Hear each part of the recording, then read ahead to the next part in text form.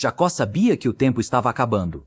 O suor secava frio na sua pele enquanto ele olhava por cima do ombro, esperando ver a qualquer momento a poeira levantada pelos cavalos de seu irmão. Ele tinha roubado a bênção. Tinha enganado o pai cego e agora carregava o peso de uma traição que dividiu sua família. O ódio de Esaú era uma sentença de morte que pairava sobre sua cabeça, e sua única saída era fugir para o deserto, deixando para trás o conforto das tendas e o carinho de sua mãe. Ele estava sozinho, sem servos, sem proteção e com o coração batendo forte contra as costelas a cada barulho estranho no caminho. O sol começou a sumir no horizonte, tingindo o céu de um vermelho pesado, e Jacó percebeu que não conseguiria chegar a lugar nenhum antes da escuridão total. Ele parou porque o dia acabou. Simples assim. Ele estava exausto, com os pés feridos e a mente cheia de incerteza sobre o futuro. Não havia estalagem, não havia abrigo. Ele estava em um lugar qualquer, um trecho vazio de terra onde o silêncio era interrompido apenas pelo vento seco. Sem ter onde se encostar, Jacó buscou algo entre as pedras do chão. Ele escolheu uma delas, uma pedra dura e fria, e a colocou debaixo da cabeça para servir de apoio. Ali, deitado no chão batido, ele fechou os olhos, sentindo o peso da solidão de quem perdeu tudo o que conhecia em troca de uma promessa que ele ainda não entendia como se cumpriria. Confira se já é inscrito neste canal para continuar aprendendo com histórias bíblicas como essa. O sono veio por causa do esgotamento físico, mas o que aconteceu enquanto Jacó dormia mudou completamente sua percepção da realidade. No meio daquela noite escura, uma visão se abriu diante dele. Não era um sonho confuso ou sem sentido. Ele viu uma estrutura impressionante, como uma escada ou uma grande rampa, que estava apoiada na terra, mas cujo topo ia além das nuvens, tocando o próprio céu. O texto bíblico é muito claro ao descrever que essa conexão entre o mundo dos homens e o mundo de Deus não estava vazia. Jacó observou anjos de Deus subindo e descendo por ela. Havia um movimento intenso, uma atividade que ele nunca tinha imaginado que existia enquanto caminhava sozinho pelo deserto. E no topo de tudo, ele viu o próprio Deus. Não era uma presença escondida. Deus estava ali e começou a falar diretamente com ele. Naquele momento, Jacó ouviu as palavras que definiriam o resto de sua vida. Deus se apresentou como o Deus de Abraão e o Deus de Isaque. Ele não começou com uma bronca ou um julgamento pela mentira que Jacó tinha contado ao pai. Em vez disso, Deus fez uma promessa extraordinária. Ele disse que a terra onde Jacó estava deitado, aquele pedaço de chão seco e pedregoso, seria dada a ele e aos seus descendentes. Deus falou sobre uma descendência tão numerosa que seria como o pó da terra, espalhando-se para todos os lados. Mais do que isso, Deus garantiu algo que Jacó, em sua fuga desesperada, mais precisava ouvir. Eu estou com você e o guardarei por onde quer que você for. Deus prometeu que não o abandonaria até que tivesse cumprido cada palavra do que tinha dito. Quando Jacó abriu os olhos na madrugada, o ambiente era o mesmo, mas a sensação era de um terror reverente. O cansaço tinha sido substituído por um choque de realidade. Ele se levantou, e a primeira coisa que saiu de sua boca foi o reconhecimento de sua própria ignorância diante do sagrado. Ele disse que, com certeza, o Senhor estava naquele lugar e ele não sabia.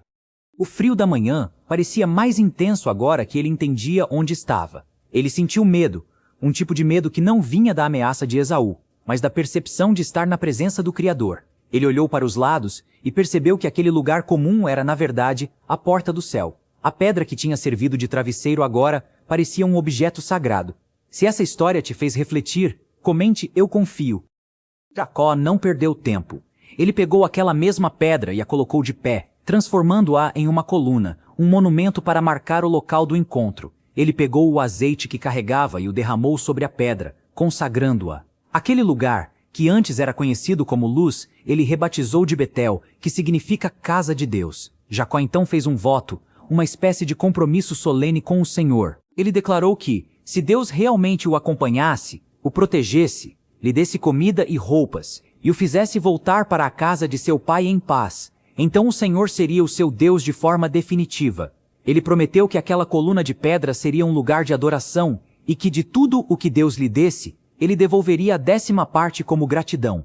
Jacó partiu dali com os mesmos desafios pela frente, mas com uma certeza que ele não tinha quando chegou. Ele não era apenas um fugitivo, ele era o herdeiro de uma promessa que conectava a terra ao céu. Se você assistiu até aqui, é porque gostou desse caso, deixe um comentário dizendo eu assisti até aqui, para que eu possa te conhecer e saber quem realmente gosta das histórias aqui do canal. Curta este vídeo para ajudar a levar essa mensagem mais longe e compartilhe com alguém que precisa saber que Deus está presente mesmo nos momentos de maior solidão e fuga. Elias caminhou durante 40 dias e 40 noites, atravessando o deserto até chegar ao Monte Horebe, o Monte de Deus. Ele estava fisicamente exausto e carregava o peso psicológico de ser um homem caçado. Ao encontrar uma caverna, ele entrou para se abrigar, mas o silêncio do lugar logo foi preenchido por uma pergunta direta. O que você está fazendo aqui, Elias? O profeta, sentindo o peso da solidão, não escondeu sua dor. Ele respondeu que tinha sido extremamente zeloso pelo Senhor, mas que os israelitas tinham abandonado a aliança, derrubado os altares e matado todos os outros profetas. Na visão de Elias, ele era o único sobrevivente fiel, e agora sua vida também estava em perigo iminente. O Senhor então ordenou que ele saísse da caverna e se colocasse no monte, pois a sua presença passaria por ali. De repente, um vento fortíssimo e terrível começou a soprar. A força era tanta que as montanhas pareciam se partir e as rochas se despedaçavam diante do impacto, mas o Senhor não estava naquele vento. Logo em seguida, o chão sob os pés de Elias começou a tremer violentamente em um terremoto assustador, mas o Senhor também não estava no terremoto. Depois do tremor, surgiu um fogo intenso, mas o Senhor não estava no fogo. Quando todo o barulho e o caos cessaram, surgiu o som de um sopro suave, uma brisa leve que trazia uma calma profunda. Ao perceber que era ali que Deus se manifestava, Elias envolveu o rosto em seu manto em sinal de respeito e temor, e foi para a entrada da caverna. Se essa história te fez refletir, comente "Eu confio". Naquele encontro, Deus entregou novas direções para o profeta, mostrando que o seu trabalho ainda não tinha terminado. O Senhor ordenou que ele voltasse pelo caminho do deserto de Damasco para ungir novos reis, e também Eliseu para ser o profeta que continuaria o seu legado. Para tirar de vez o peso da solidão de Elias, Deus revelou algo que ele não conseguia enxergar. Ele não era o único fiel, pois ainda existiam 7.000 pessoas em Israel que não tinham se curvado diante de ídolos. Elias deixou aquele monte com o vigor renovado, entendendo que Deus trabalha tanto no estrondo quanto no silêncio, e que ninguém está realmente sozinho quando decide obedecer à voz do Criador. Se você assistiu até aqui, é porque gostou desse caso? Deixe um comentário dizendo "Eu assisti até aqui", para que eu possa te conhecer e saber quem realmente gosta das histórias aqui do canal. Aproveite para deixar o seu gostei e compartilhe este vídeo com alguém que se sente cansado e precisa saber que Deus ainda tem planos para o futuro. O silêncio que se seguiu ao fogo foi mais pesado do que o barulho das chamas. Dentro daquela caverna, Elias não estava apenas se escondendo da fúria de Jezabel, ele estava tentando se esconder do próprio esgotamento. Mas então aconteceu. Não foi no vento que rasgou as montanhas, nem no terremoto que abriu fendas no chão, e muito menos no fogo que consumiu o ar. Foi o som de uma voz mansa e delicada, um sopro de som que fez o profeta envolver o rosto no manto e sair para a entrada da caverna. Deus não veio com um grito para confortar o ego de Elias, mas com uma pergunta direta que ecoou no vazio de sua alma. "O que você está fazendo aqui?" Elias, com o coração ainda carregado, repetiu sua dor, falando de sua solidão e de como se sentia o único sobrevivente. A resposta divina, porém, não foi apenas consolo, mas uma ordem de movimento. Ele recebeu a tarefa de voltar pelo caminho do deserto de Damasco para ungir novos reis e, acima de tudo, encontrar aquele que continuaria seu legado. Elias saiu daquela montanha não porque todas as suas dúvidas tinham sido sanadas, mas porque havia recebido uma nova direção. Confira se já é inscrito neste canal para continuar aprendendo com histórias bíblicas como essa. Elias caminhou de volta pelo deserto escaldante, com a poeira castigando a pele e o sol pesando sobre os ombros. O isolamento que antes o esmagava agora dava lugar a um propósito claro. Ele não estava mais focado na ameaça de morte que pairava sobre sua cabeça, mas nos nomes que Deus lhe entregara. Sua busca o levou a um campo de agricultura, onde o cheiro de terra revirada e o som de animais trabalhando preenchiam o ambiente. Lá estava Eliseu, um homem que naquele momento guiava a última das 12 juntas de bois que aravam a terra. Elias não parou para explicar, não usou palavras persuasivas e não fez promessas de uma vida fácil. Ele simplesmente se aproximou e, em um gesto carregado de significado, tirou o seu manto e o lançou sobre os ombros de Eliseu. O peso daquele tecido áspero sobre as costas de Eliseu foi o sinal imediato de que sua vida comum havia chegado ao fim. O chamado não veio em um palácio, mas no meio do suor e do trabalho pesado, mostrando que os planos de Deus frequentemente interrompem a nossa rotina mais comum. Eliseu sentiu o impacto do manto e entendeu o que aquilo significava. Ele deixou os bois e correu atrás de Elias, pedindo apenas para se despedir de seus pais. A resposta de Elias foi curta e testava a determinação do jovem. Vá e volte, pois, que te fiz eu? Eliseu não apenas voltou para dizer adeus, ele tomou uma decisão radical para garantir que não haveria caminho de volta. Ele abateu a junta de bois com que trabalhava, usou a madeira do arado para fazer o fogo e cozinhou a carne para o povo. Ele destruiu suas ferramentas de trabalho e sua fonte de renda, transformando seu passado em cinzas para poder abraçar o futuro. Ele não estava apenas seguindo um homem, ele estava se entregando a uma missão que exigia tudo dele. Se essa história te fez refletir sobre a coragem de recomeçar, comente, eu confio. Depois de abrir mão de tudo o que possuía, Eliseu se levantou e seguiu Elias, tornando-se seu servo e companheiro. A solidão que antes torturava o profeta no deserto agora era preenchida pela presença de um sucessor que estava disposto a aprender e a carregar o fardo ao seu lado. Elias descobriu que, embora se sentisse o último fiel, Deus ainda mantinha 7.000 em Israel que nunca haviam se curvado diante de ídolos. A história de cansaço e fuga terminou em uma nova estrutura de liderança e na continuidade de uma mensagem que não poderia ser silenciada por nenhuma ameaça humana. O profeta que desejou a morte encontrou, no fim do seu próprio fôlego, a força para preparar o caminho para o que viria depois dele, cumprindo exatamente o que foi determinado nas Escrituras. Se você assistiu até aqui, é porque gostou desse caso, deixe um comentário dizendo eu assisti até aqui, para que eu possa te conhecer e saber quem realmente gosta das histórias aqui do canal. Aproveite para deixar o seu gostei e compartilhe este vídeo com alguém que precisa de uma palavra de encorajamento hoje. A noite no jardim do Getsêmani estava pesada, carregada por um silêncio que incomodava os sentidos. Jesus se afastou dos seus discípulos, pedindo que vigiassem, mas o cansaço deles era mais forte que a lealdade. Enquanto ele se retirava para orar sozinho, o peso do que estava por vir começou a esmagar sua alma.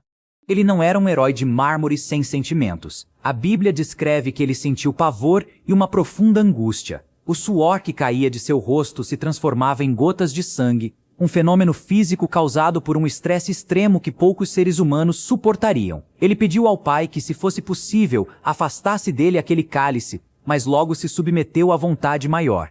A solidão de Jesus naquele momento era absoluta, cercado por amigos que dormiam e por um traidor que se aproximava com guardas armados. Confira se já é inscrito neste canal para continuar aprendendo com histórias bíblicas como essa.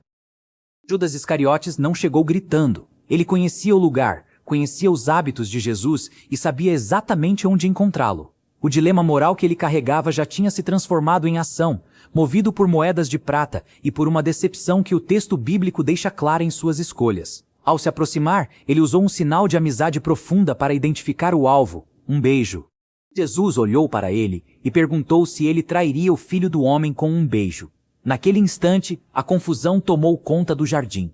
Os discípulos acordaram assustados. Pedro sacou a espada e cortou a orelha do servo do sumo sacerdote, tentando resolver no impulso uma situação que já estava determinada.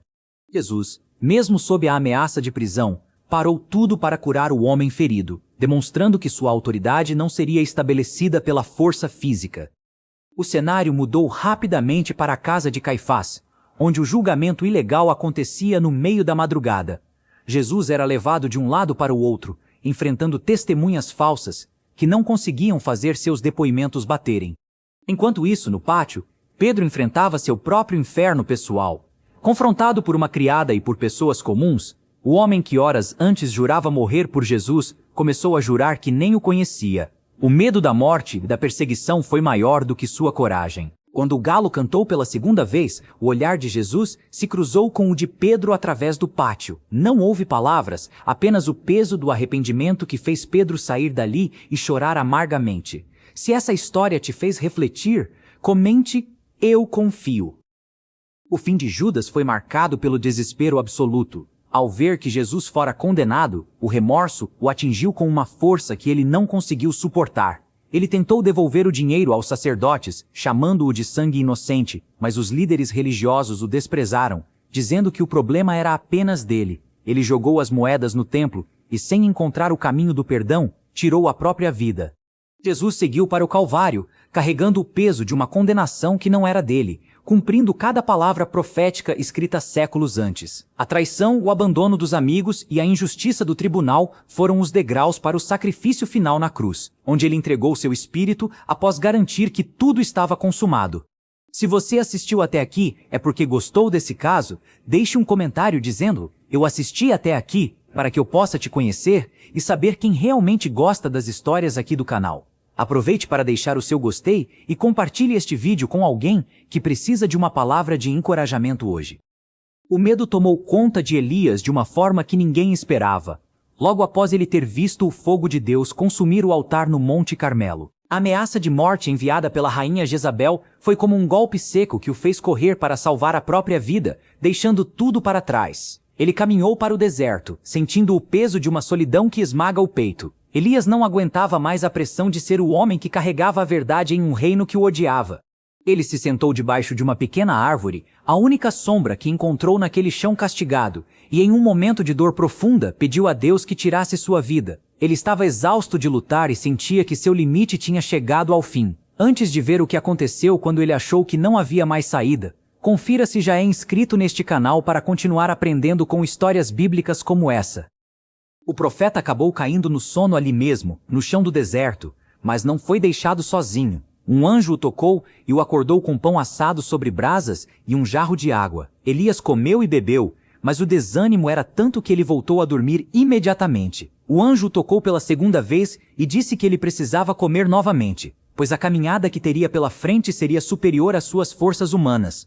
Fortalecido por aquela comida enviada do céu, Elias andou 40 dias e 40 noites pelo deserto até chegar ao Monte Horebe. Lá, ele procurou abrigo em uma caverna escura e fria. No silêncio absoluto daquela noite, a voz de Deus o alcançou com uma pergunta direta: "O que você está fazendo aqui, Elias?" O profeta despejou toda a sua frustração, dizendo que tinha sido muito zeloso, mas que o povo tinha abandonado a aliança, derrubado os altares e matado os outros profetas.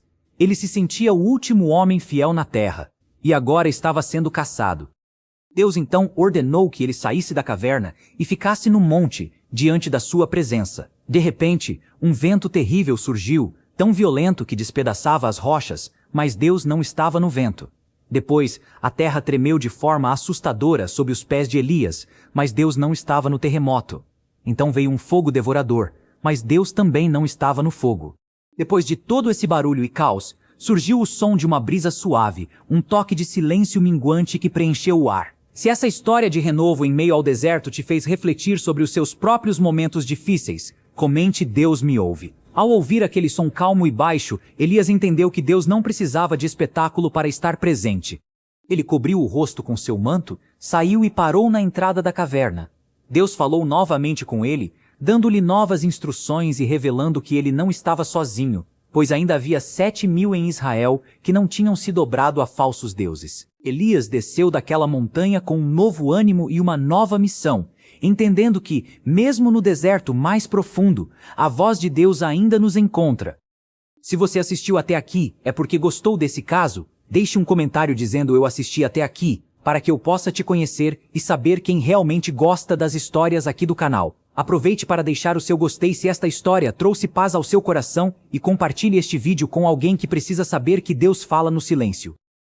O silêncio no Monte Horebe não foi o fim, mas o início de uma missão que exigiria de Elias uma força que ele achava ter perdido para o cansaço. Ele desceu a montanha com instruções que não permitiam hesitação. Ele precisava ungir novos reis e encontrar o homem que continuaria seu trabalho. No caminho, a poeira da estrada parecia menos sufocante agora que ele sabia que não estava sozinho. Ele encontrou Eliseu no campo, um homem comum preso à rotina do trabalho pesado, conduzindo 12 juntas de bois. Elias não disse uma única palavra de imediato. Ele apenas passou e lançou seu manto sobre os ombros do rapaz. Aquele tecido não era apenas uma roupa, era um chamado que pesava mais do que qualquer arado de madeira. Eliseu sentiu o impacto no mesmo instante. Ele correu atrás do profeta, pediu para se despedir dos pais, e, Em um gesto de entrega total, matou seus bois e queimou o equipamento para cozinhar a carne e servir ao povo. Ele destruiu suas pontes com o passado para seguir um futuro onde ele não teria o controle de nada. Mas enquanto um sucessor era preparado no deserto, a podridão no palácio de Israel atingia um ponto de crueldade insuportável. Acabe, o rei, estava obcecado por um pedaço de terra. Ele queria a vinha de um homem chamado Nabote, simplesmente porque ficava perto do seu palácio e seria conveniente para uma horta. Nabote, no entanto, tinha algo que o rei não conseguia comprar: princípios baseados na fé. Ele se recusou a vender a herança de sua família, pois a lei de Deus era clara sobre a preservação das terras ancestrais. A reação de Acabe foi a de um homem que nunca aprendeu a ouvir um não. Ele se trancou no quarto, virou o rosto para a parede e se recusou a comer, afundado em um amargor infantil. Foi Jezabel quem tomou as rédeas da situação com uma frieza que assustaria o mais endurecido dos soldados. Ela organizou um julgamento forjado, contratou homens sem caráter para acusar Nabote de blasfêmia e assistiu, sem um pingo de remorso, o homem ser arrastado para fora da cidade e executado sob uma chuva de pedras. Se você já sentiu a dor de ser injustiçado, enquanto tentava apenas fazer o que é certo perante Deus, comente agora: Senhor, faz justiça por mim quando o mundo tentar me esmagar. Com as mãos sujas pelo sangue de um inocente, Acabe desceu para tomar posse da vinha. Ele caminhava entre as videiras de um homem morto, acreditando que o crime tinha sido perfeito e que o silêncio de Deus era sinal de aprovação. Mas Elias apareceu de repente no meio das parreiras, como uma sombra da consciência que o rei tentava abafar. O susto foi tão grande que Acabe gritou: Você me achou meu inimigo? A resposta de Elias foi um veredito seco e mortal. Ele profetizou que o sangue de Acabe seria lambido pelos cães no mesmo lugar onde o sangue de Nabote foi derramado e que sua linhagem seria varrida da história. O impacto dessas palavras foi diferente de tudo o que Acabe já havia sentido. Ele não gritou, não mandou prender o profeta. Ele rasgou suas roupas, vestiu-se de pano de saco e jejuou. O peso da culpa e o medo do julgamento divino o esmagaram de tal forma que Deus, observando aquele homem quebrado pelo remorso, decidiu adiar o castigo. A história de Nabote e o fim da linhagem de Acabe deixam claro que nenhum muro de palácio é alto o suficiente para esconder a injustiça dos olhos de quem tudo vê. Se você assistiu até aqui, é porque gostou desse caso. Deixe um comentário dizendo "Eu assisti até aqui", para que eu possa te conhecer e saber quem realmente gosta das histórias aqui do canal. Se este relato mexeu com você, aproveite para deixar seu gostei e compartilhar o vídeo. Às vezes, alguém precisa saber que, mesmo quando o mal parece vencer, a justiça de Deus está apenas aguardando o momento certo de agir. Amã saiu daquele banquete, sentindo-se o homem mais poderoso do mundo, mas a visão de Mordecai no portão do palácio, ainda recusando-se a se curvar ou demonstrar qualquer temor, transformou sua alegria em um ódio corrosivo. Ele não conseguia desfrutar de suas riquezas, de sua posição ou do favor do rei, enquanto aquele homem estivesse vivo e livre. Em sua casa, cercado por amigos e por sua esposa Zeresh, Amã desabafou sua frustração profunda. A sugestão que recebeu foi drástica: construir uma forca de 22 metros de altura e pedir ao rei, logo ao amanhecer, que Mordecai fosse pendurado nela. Amã aprovou o plano com entusiasmo e mandou preparar a estrutura imediatamente, acreditando que o dia seguinte marcaria sua vitória definitiva sobre seu inimigo. Se você acredita que nenhuma maldade humana pode impedir os planos de Deus, comente agora: o Senhor exalta o humilhado. Mas naquela mesma noite, o sono desapareceu dos olhos do rei Assuero.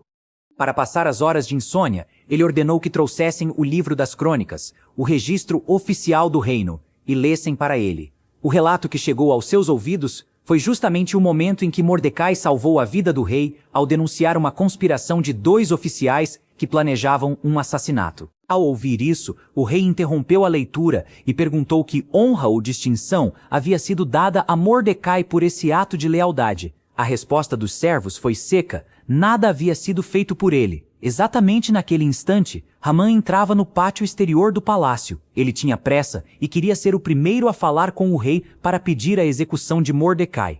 O rei, antes mesmo que Amã pudesse dizer uma palavra sobre seus planos de morte, perguntou o que deveria ser feito ao homem a quem o rei desejava honrar. Amã, mergulhado em seu delírio de grandeza, teve certeza de que o rei falava dele mesmo. Ele sugeriu que esse homem vestisse os trajes reais, montasse o cavalo do rei e fosse conduzido por um dos príncipes mais nobres pelas ruas da cidade, enquanto se proclamava sua honra diante de todos. O choque foi devastador quando Assuero ordenou que Hamã pegasse as vestes e o cavalo e fizesse exatamente tudo aquilo, sem omitir nenhum detalhe, para Mordecai, o judeu. Hamã, o homem que preparou a forca, foi obrigado a vestir seu maior inimigo e conduzi-lo publicamente, gritando a honra de quem ele pretendia destruir. Ele voltou para casa com o rosto coberto de vergonha, sentindo o peso do erro que havia cometido. No segundo banquete com a rainha Esther, a máscara de Hamã caiu definitivamente. Esther revelou que ela e seu povo estavam condenados à morte por causa de um plano maligno tramado por um adversário cruel. Quando o rei, furioso, exigiu saber quem era o responsável, Esther apontou diretamente para ele, o perverso Hamã. O rei descobriu então sobre a forca que Hamã havia construído para o homem que salvou sua vida. A sentença foi imediata. Hamã foi pendurado na mesma forca que ele mesmo ergueu em seu quintal. A justiça de Deus não apenas protegeu Mordecai, mas reverteu o destino de todo um povo, transformando o dia de luto em um dia de celebração e livramento. Se você assistiu até aqui é porque gostou desse caso, deixe um comentário dizendo eu assisti até aqui, para que eu possa te conhecer e saber quem realmente gosta das histórias aqui do canal. Aproveite para deixar o seu like e compartilhar esta mensagem com alguém que precisa saber que Deus está no controle de todas as coisas. O som das grades se abrindo não era algo comum para quem estava esquecido nas profundezas do cárcere egípcio. José, que já havia passado anos vendo o sol apenas por frestas, foi arrancado do chão úmido com uma pressa que ele não entendia. O faraó havia tido sonhos que ninguém conseguia explicar, e o copeiro-chefe, finalmente, lembrou-se do jovem hebreu que decifrava mistérios. Não houve tempo para despedidas ou preparações lentas. A Bíblia relata que José foi barbeado e suas roupas foram trocadas às pressas. Imagine a sensação da lâmina passando pelo rosto marcado pelo tempo de prisão e o toque do linho limpo sobre a pele que só conhecia o peso das correntes. Ele estava sendo levado do ponto mais baixo da sociedade egípcia para o centro do poder mundial em questão de minutos. O medo de falhar diante do homem que era considerado um deus na terra poderia paralisar qualquer um. Mas José carregava algo diferente no olhar. Se você acredita que Deus tira do calabouço para colocar no palácio, comente agora. A minha reviravolta vai chegar. Ao entrar no salão real, o contraste era absoluto. O brilho do ouro e a imensidão das colunas do palácio pressionavam os ombros daquele ex-prisioneiro. Faraó não perdeu tempo com formalidades. Ele disse a José que ouvira falar de sua habilidade em interpretar sonhos. A resposta de José, no entanto, não foi de alguém que queria impressionar para ganhar a liberdade. Ele foi direto. Isso não está em mim. Deus dará resposta de paz a Faraó. Ali, diante do maior soberano da época, José tirou o foco de si mesmo e o colocou inteiramente no Deus que o acompanhou na solidão da masmorra. O rei então narrou o que o atormentava. As 7 vacas magras que devoravam as 7 vacas gordas, e as espigas secas que consumiam as cheias. O silêncio que se seguiu no palácio era sufocante. Todos os magos e sábios do Egito haviam falhado. O destino de uma nação inteira estava nas palavras daquele homem que acabara de sair de uma cela. José não hesitou. Ele explicou que os 2 sonhos eram um só. Deus estava mostrando o que estava prestes a fazer. Viriam 7 anos de uma abundância nunca vista, seguidos por 7 anos de uma fome tão devastadora que a riqueza anterior seria esquecida. Mas José não parou na interpretação. Ele ofereceu uma estratégia de sobrevivência, sugerindo que o rei buscasse um homem sábio e prudente para administrar o mantimento durante a fartura. O faraó olhou para seus conselheiros e depois para José. Ele percebeu que não havia ninguém mais qualificado, pois o Espírito de Deus estava naquele jovem. Em um gesto que mudou a história, o rei tirou o anel de selar do próprio dedo e o colocou na mão de José. O homem que horas antes estava sujo e esquecido, agora vestia roupas de linho fino, carregava um colar de ouro no pescoço e andava no segundo carro real, com soldados gritando diante dele: ajoelhai-vos. José agora tinha 30 anos e todo o Egito sob o seu comando. Ele percorreu toda a terra organizando os celeiros, preparando o mundo para a crise que viria. O que a Bíblia nos mostra aqui é a precisão absoluta do tempo de Deus. O sofrimento de José não foi um erro de percurso, mas um treinamento rigoroso para que ele pudesse suportar o peso da coroa sem perder a essência. Ele chamou seu primeiro filho de Manassés, porque disse que Deus o fez esquecer de todo o seu sofrimento e da casa de seu pai. O segundo recebeu o nome de Efraim, porque Deus o fez crescer na terra da sua aflição. A promessa se cumpriu exatamente como Deus havia dito, e quando a fome apertou a terra, o mundo inteiro teve que ir até José para não morrer. Se você assistiu até aqui, é porque gostou desse caso. Deixe um comentário dizendo eu assisti até aqui, para que eu possa te conhecer e saber quem realmente gosta das histórias aqui do canal. Aproveite para deixar o seu like e compartilhar esta mensagem com alguém que precisa saber que Deus está no controle de todas as coisas. O rei Herodes não estava para brincadeira. Ele já tinha mandado passar Tiago pelo fio da espada e, ao perceber que esse ato de violência extrema tinha agradado a elite local, decidiu que Pedro seria o próximo alvo. Pedro foi jogado em uma cela úmida, vigiado por 4 grupos de 4 soldados cada. O plano era simples e cruel: esperar o fim da Páscoa para dar ao povo o espetáculo de uma execução pública. Imagine o peso do silêncio naquela prisão. Pedro sabia que o dia seguinte poderia ser o seu último. Não havia advogados, não havia recursos, apenas o som metálico das correntes e a respiração pesada dos guardas que dormiam ao lado dele, acorrentados ao seu próprio corpo para garantir que ele não desse um passo sem ser notado. Se você quer entender como o impossível acontece quando tudo parece perdido, confira se já é inscrito neste canal para continuar aprendendo com histórias bíblicas como essa.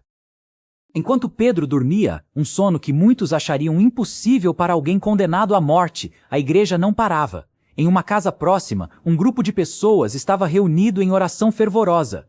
Eles não tinham armas para invadir a prisão, mas tinham um acesso direto ao céu. De repente, sem que nenhum guarda percebesse, uma luz forte preencheu a cela escura. Não foi um barulho, foi uma presença. Um anjo do Senhor apareceu, tocou no lado de Pedro e o acordou. A ordem foi curta e direta: levante-se depressa. Naquele instante, algo que desafia a física aconteceu. As correntes simplesmente caíram dos pulsos de Pedro, sem que nenhuma chave fosse usada. Ele estava confuso, achando que era apenas um sonho ou uma visão, mas seguiu as instruções do anjo, calçou as sandálias e vestiu sua capa, passando por 2 postos de guarda sem que ninguém fizesse um movimento sequer. Eles chegaram ao grande portão de ferro que dava para a cidade, aquele portão que precisava de vários homens para ser aberto. A Bíblia diz que o portão se abriu sozinho, como se estivesse diante do seu Criador. Só quando o anjo desapareceu e o ar frio da noite bateu no rosto de Pedro é que ele caiu em si. Ele não estava tendo um sonho, ele estava livre. Se você acredita que Deus ainda quebra correntes que ninguém mais consegue abrir, comente agora esta frase: as correntes que me prendem vão cair hoje.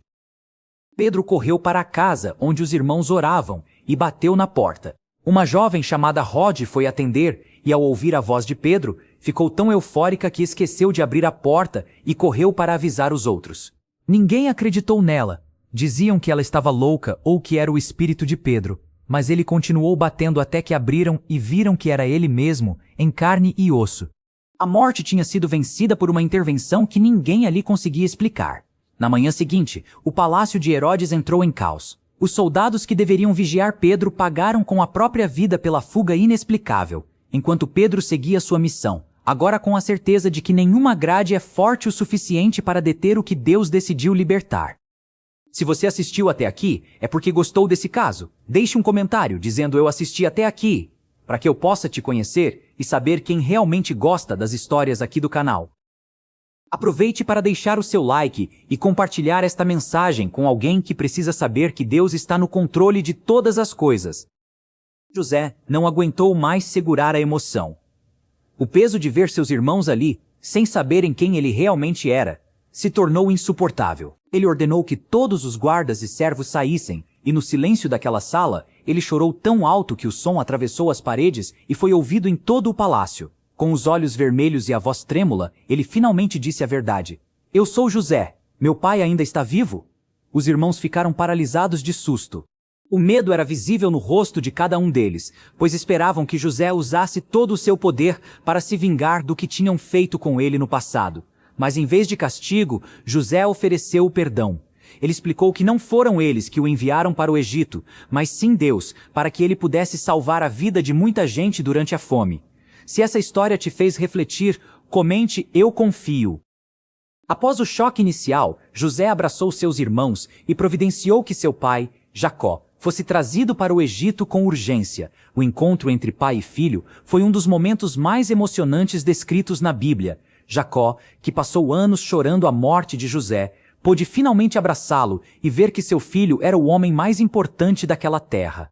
A família se estabeleceu na região de Gósen, e José cuidou de todos com muita generosidade até o dia de sua morte. Ele viveu o suficiente para ver seus netos e bisnetos, partindo com a certeza de que Deus transformou todo o seu sofrimento em uma grande vitória para o seu povo. Se você assistiu até aqui, é porque gostou desse caso. Deixe um comentário dizendo "Eu assisti até aqui", para que eu possa te conhecer e saber quem realmente gosta das histórias aqui do canal. Se esse vídeo tocou você, deixe seu like e compartilhe com alguém que precisa de uma mensagem de esperança hoje.